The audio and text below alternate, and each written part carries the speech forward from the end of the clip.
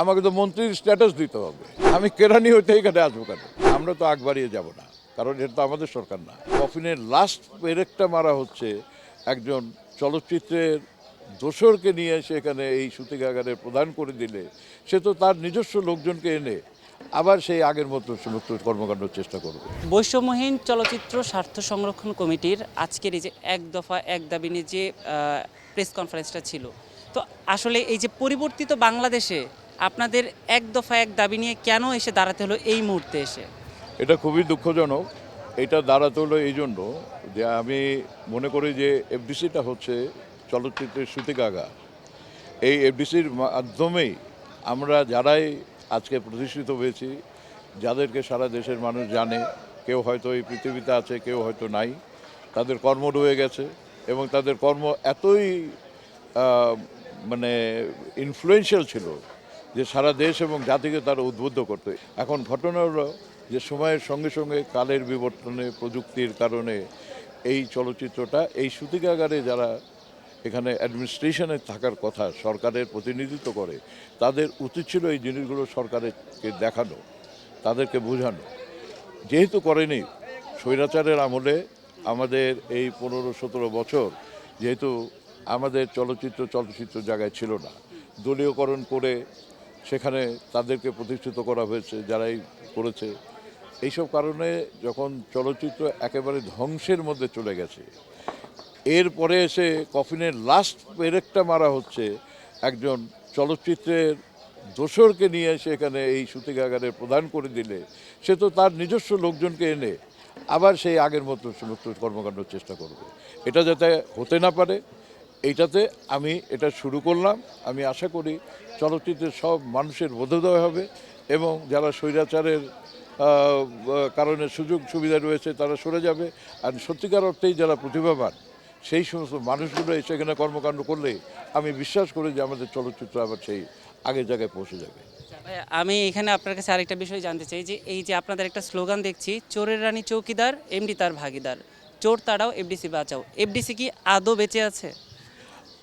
FDC তো বেঁচে নেই, কিন্তু এফডিসি তো এই আপনার যে সমস্ত স্ট্রাকচারাল যে সমস্ত জিনিস এগুলো তো আছে, ইনফ্রাস্ট্রাকচার তো আছে, ব্যবহারকারী নাই। এখানে আমাদের ফ্লোর আছে, ক্যামেরা আছে, আমাদের আর্টিস্ট আছে, আমাদের ডিরেক্টর আছে, আমাদের রাইটার আছে, মিউজিক ডিরেক্টর আছে। ব্যবহারকারী নাই জন্যই আমরা বলছি যে সেই ব্যবহারকারীকে যখন তৈরি করা যাবে এবং বর্তমান প্রজন্মের পর প্রজন্ম তো এটা চেঞ্জ হয়, সেই প্রজন্ম যখন এখানে চলে আসবে, নতুন প্রজন্ম ব্যবহারকারী, তখন এটা অটোমেটিক হবে। এই ইন্ডাস্ট্রির এই যে যেগুলো বড় বড় ফ্লোর, এটা কি এখন কোথাও এরকম ফ্লোর পাবেন না। এটা সেই সময় তৈরি করা হয়েছে, তো সেটা এখনও আছে, ভবিষ্যতেও থাকবে। দুটোকে ভাঙার চেষ্টা করেছে, আর অন্যান্যগুলো ভাঙা প্রক্রিয়াধীন আছে, সেখানে আমরা প্রতিবাদ করব এবং এটা হতে দিব না। আচ্ছা, আরেকটা বিষয় হচ্ছে যে বর্তমানে যে বাংলাদেশের প্রেক্ষাপট বা যেভাবে আসলে সংস্কারের কথা বলা হচ্ছে, তো সেই জায়গা থেকে আমরা কিন্তু দেখলাম যে সরকার পতনের পর একজন এমডিকে নিয়োগ দেওয়া হলো, তার পরবর্তীতে এসে এখন আবার নতুন আরেকজন এমডিকে দেওয়া হলো। এখন কেন আসলে আপনাদের এই বৈষম্যহীন চলচ্চিত্র স্বার্থ সংরক্ষণ কমিটি করে এমডির অপসারণ চাইতে হলো? আমাদের সঙ্গে কারো আলোচনা নেই, এটা ভিতরে ভিতরে যারা দোসরে দোসরে এই তারা আতাত করে করছে, এটা আমাদের সঙ্গে আলোচনা করবে কেন? আর এই বিষয়টা তো যে কথাটা আমি বারবার বলার চেষ্টা করছি সেটা হলো, এখানে যারা কর্মকাণ্ড করে ইউজার, তাদের সঙ্গে আলোচনা তো দরকার নেই। It's a policy making.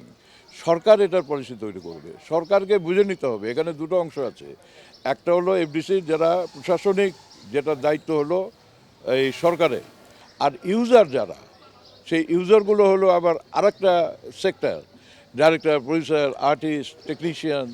যে কারণে এখানে আমাদের বিচরণ কিন্তু অবধারিত, আমাদেরকে কিন্তু এখানে কেউ বাধা দিতে পারবে না, কারণ আমরা প্রযোজক সমিতির মেম্বার, আমরা শিল্পী সমিতির মেম্বার, আমরা আউটসাইডার না।